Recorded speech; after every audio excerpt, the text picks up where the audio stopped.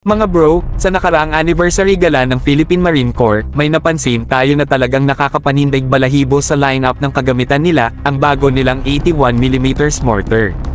Kasama ito sa mga na-acquire kamakailan sa ilalim ng Mortar Lot 2, 81mm mortar acquisition project bilang bahagi ng Horizon 2 phase ng Revised AFP Modernization Program, or AFP-MP. Mukhang seryoso talaga ang PMC sa pag-level up ng kanilang firepower.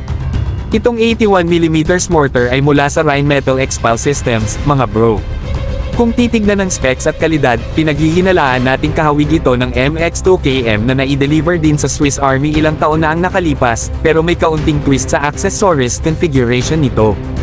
Ibig sabihin, hindi ito basta generic, may konting customization para sa ating sariling operational needs. Bakit importante ito? Well, sa mga sitwasyong mabilis ang engagement o kapag kailangan ng fire support sa mga kritikal na operasyon, ang ganitong klase ng mortar ay game changer. At syempre, sa mga terrain at sitwasyon sa bansa natin, ang versatility ng 81mm mortar ay napaka-relevant. Kaya pag narinig nyo na sa balita na may mga intense na tactical drills, isipin nyo na lang kung gaano ka-well-equipped ang mga tropa natin ngayon. Mga bro, eto pa, hindi lang to patungkol sa pagpapakitang gila sa anniversary gala.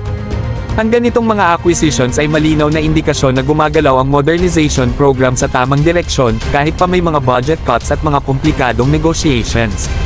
At sa mga nagtatanong kung sapat na ba ito para ma-meet ang modern warfare standards, ang sagot dyan ay depende sa kung paano natin susuportahan pa ang susunod na phases ng modernization.